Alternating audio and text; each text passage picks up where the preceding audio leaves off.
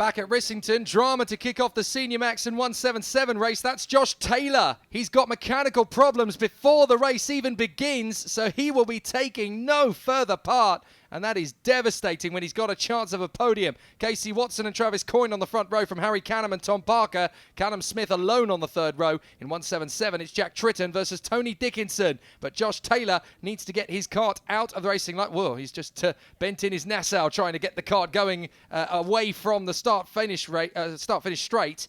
But that is a big disaster, and just in the nick of time. Look at that. You see why the officials were trying to get him to move it back. He'll have another go at getting it going, but here we go then. Senior Rotax underway with the two Rotax 177 drivers in behind.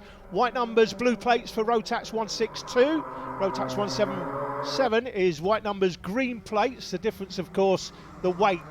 Driver and kart, 162 kilograms in the lightweight category and 177 kilos in the heavier weight category. So Casey Watson is your race leader at the moment. The 77 goes through the dogleg for the first time as they go onto the run to the bottom straight and try to get their way through on that far side, and then they will complete the lap at the elbow. Watson just trying to hang in there at the moment, and that's a move up the inside. Lovely move for second place from Travis Coyne. Oh no, he's not quite finished the move, as across the line, back into second position, goes the 15 once again. That is Canham making his way straight back through. Watch this. Canham realises he's going to lose the place. There was a little nudge there though. Yeah, now will that have forced his nose cone in? If it has, that'll be a penalty looming for the man on the 15 kart, Harry Canham. That will be a big problem. He doesn't want that so early in the race, because the problem is if you get that on the first or second lap of the race, then you've just got to put that to the back of your mind and then have a great race. But it doesn't change a thing. You can race for your heart's content and go up to the lead and go on and win it. But you always know at the back of your head you've got that penalty looming, so you almost want to get into the lead and then stretch out 5 seconds. So, you know, pretty much if it's a 5-second penalty, it's fine. Looks okay, Jake. Yeah, it does look all right, actually. The front nose car. I don't think that's come off the bracket, so he may have got away with that. Yeah, it does. It looks perfectly normal, doesn't it? So I hope that's all right. Thomas Parker and Callum Smith going wheel to wheel as they duel away for 4th position. Tony Dickinson and Jack Tritton are still having their battle in 177. Only half a second behind this senior Rotax grid. So this is going to get interesting. If things start to spice up in front, there's a genuine chance that Rotax 177 might have a bit of a role to play in this race. Absolutely, and it's surprising to see them that close, to be honest. Don't forget, guys, engage with us on Facebook at Super One Series. If you want to do that, if you want to find out more about the championship, how to get involved, everything that's current and going on, all the latest news. The Rotax 177 race, very similar to the Minimax race, Jake, in that last one between Holly Woolley and Sam Todd. Very this true. time, though, it's Dickinson and Tritton. Tritton, I think, just has the championship lead, but only just. And certainly if Dickinson keeps taking points away from him, that could change very rapidly. So out of the dogleg and up towards the bottom straight come our race leaders. Casey Watson still only just about a second ahead of Harry Canham. He's not letting him get away. Even more so though, Travis Coyne, he wants revenge. He knew he had the pass done on Harry Canham and he wants to take it back at the earliest possible opportunity. But now we're into that phase of the race. We've got 9 minutes on the clock. This is now about watching Harry Canham, ticking down those laps, looking after those tyres and catching him when he's vulnerable. He doesn't want to give Harry Canham an inkling at all as to what he's doing. It doesn't look like they've got an answer to the pace of Casey Watson out front, Jake. Nearly a second ahead, and I can only see that increasing. So this could be a battle here for second place, basically, between Canham and Coyne. Looks like Parker's dropping off the pace. Callum Smith likewise, but the battling Rotax 177, a bit like the Mini Max in the last race, just half a second between them. Once more, Dickinson this time has the lead over Jack Tritton. And I have a feeling Tritton's got a little bit more to come in this race. He doesn't need to push Tony Dickinson at this early phase. He just needs to sit in behind him and essentially let Tony Dickinson do all the hard work. Let him wear out his tyres. Let him push the engine. He just needs to sit in behind him in the draft and just wait for his moment. This is all about the Guinness principle, isn't it? It's good things come to those who wait in Rotax 177. He's just got to bide his time, pay his penance. 8 minutes to go. Take another 7 minutes to just chill out in behind him and then wait for his moment. Yeah, they're evenly matched, and they'll know that. They've been evenly matched all weekend. So at the end of the day, it's about getting track position at the right time. You don't necessarily... Yeah, it's always nice to have track position, be leading the race, but then the man who's in front of you at the moment, Tony Dickinson, if he was then behind you, he'd be able to judge his braking on what you're doing, have a look at where you're strong, where you're weak. At the moment, Jack Tritton can have a look at Tony, see what he's doing, decide where the best opportunity is going to be to get by, and take that with maybe, I'm thinking, sort of 3 laps to go, and then try and hold on to it. Good to see that Josh Taylor, despite his initial mechanical problems, has got the car back going again, so he is going to get 6th in the class. That doesn't sound like much when there's 6 drivers on the grid, but a finish is a finish, and these are the weekends where you learn to persevere through adversity. You've just got to get back in the kart and get back on it. You can't afford to just throw caution to the winds. You've already paid for the track times. You've Absolutely. got the car going, you're a couple of laps behind. It's a free, or in this case, a lap down. yeah, You may as well keep going. It's a free 12-minute test session. Exactly. Why on earth wouldn't you turn that down? I'd certainly leap at the chance. And now, bit of a mistake there from Tony Dickinson. Now, Jack Tritton could easily have pounced on him there and didn't. What he did there, though, was he read what Tony Dickinson was doing, where he made the mistake, where he's vulnerable, and he's filed that into the back of the old noggin, ready for later. He knows, right, he's made that mistake. If I push him just that little bit further at the right time, he's going to make the error. I'm not going to make the mistake, he is. So he's filed that one for later. Look at this, Canham getting away from Coyne now. So it looks like at the moment, the way things stand, unless we might have some mechanical issues, top 3 places in Rotax 162, the senior Rotax class, should be going the way of Watson, Canham and Coyne. Canham now 0.7 in front of Travis Coyne, and looks like he's pulling away. There's Josh Taylor going through the shot. Don't forget to like, subscribe and hit the notification bell to keep up with everything that goes on with Super One's new feeds. Up the inside, is that the move to defend? Tritton having taken the lead of the race, and Tony Dickinson gets him back again. So now Jack Tritton has decided, well, I've had enough looking at your gearbox, thanks very much. I'm going to push your way through, thank you very much. And there is Josh Taylor, just trying to get himself back up to speed again. But now there is a little bit of a tasty battle going on between the Rotax 177 pair, and it looks to me as though Dickinson, having taken back the lead, is now going to try his best to hold off Jack Tritton. But now Tritton's had a little bit of a nibble of the cherry. He wants to go and get the whole cake as he comes through out towards the loop and then up towards top bend. This is definitely going to be Jack Tritton striking while the iron is hot. It looks like Travis Coyne making his way back into it. Nothing between them in second and third. Fastest laps, 41.9 apiece. The race leader, 41.6 basically. Another error from Tony Dickinson, this time in the dogleg. He ran wide and he's lost that 2 to 3 tenths of a second advantage he had before on Jack Tritton. Here they come again, up towards the elbow, through the left-hander.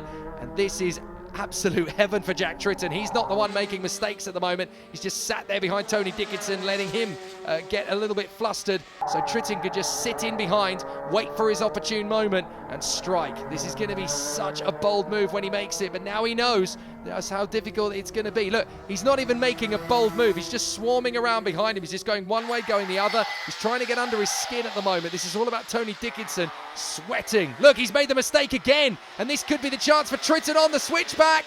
But again, he doesn't take it. Look, he's just winding him up at the moment. He's not going for it. He is absolutely getting under his skin. Tony Dickinson will be there going, well, I've got him. And then he's going to lull him into a false sense of security. This is so intriguing to watch. It's a fantastic race, very much like the Minimax race last time. There's been nothing between them. The fact that we've got the minimal grid possible, 2 of them in the race, but anytime you've got a race with 2 of you in it, there could be 32 in the race. A lot of the times we see a grid of 30, it will be 2 out front, and that's basically what we've got here. A great race out front, 2 of them in it, and they'll be loving this.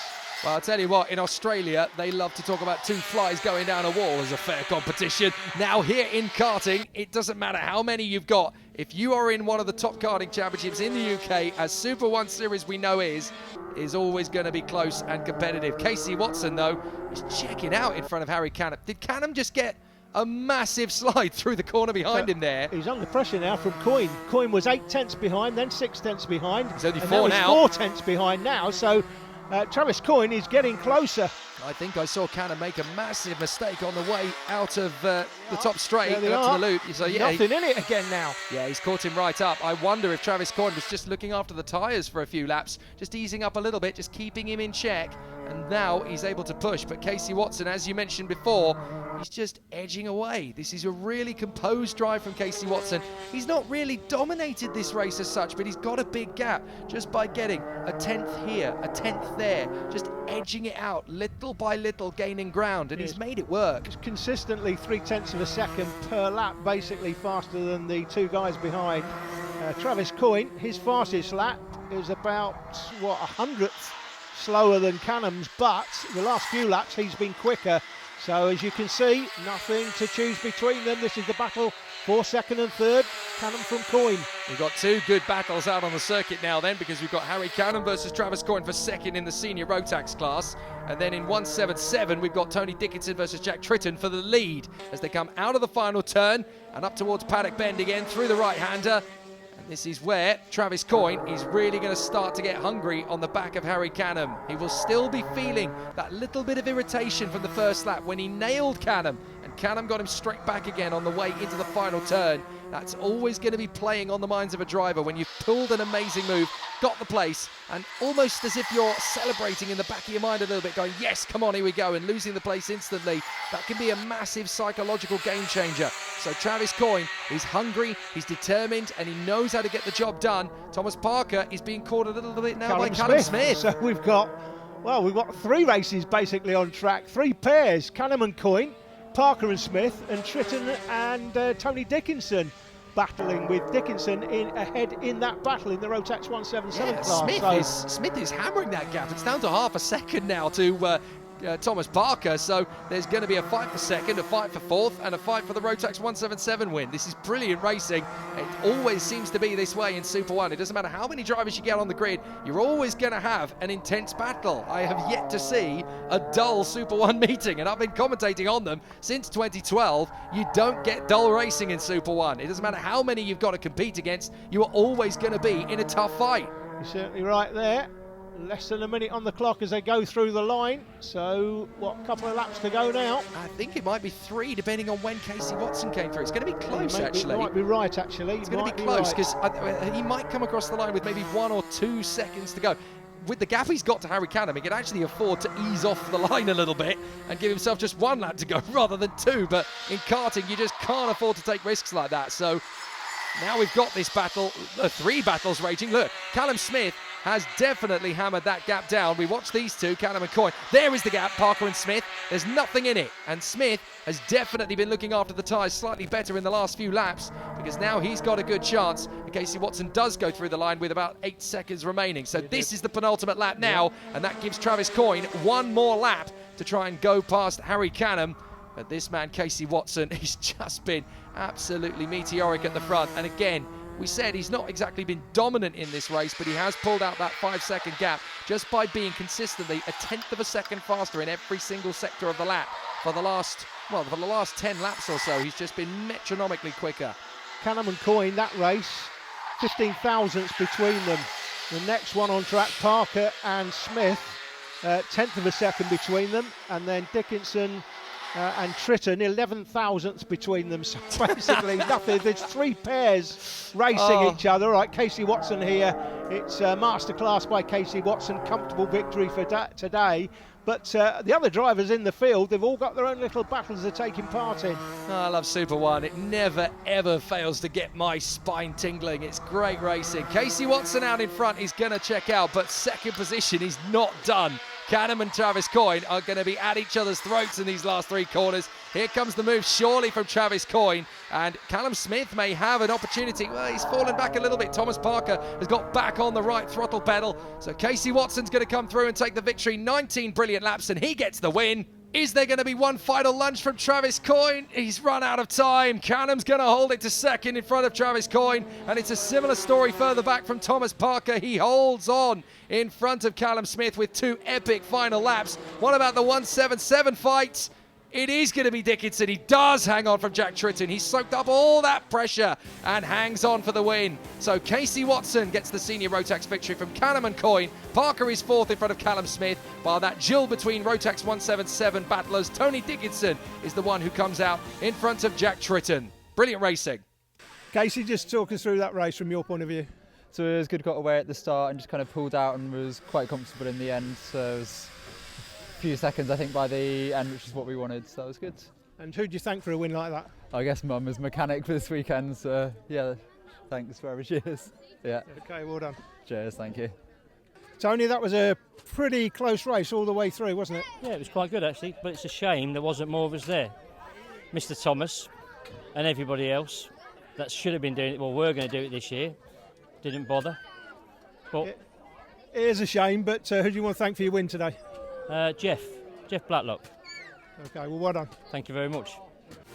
As we head to the final showdown at Rissington coming soon. Sam Harrison, the championship leader, wasn't here this weekend, but he still has a 1-point championship lead over Casey Watson. He's going to go to the wire, as is the Rotax 177 class. Jack Tritton just 2 points ahead of Tony Dickinson. Let's hope Tony makes a few phone calls and encourages a few more Rotax 177 drivers to turn up. Mini Rocco Plate is next.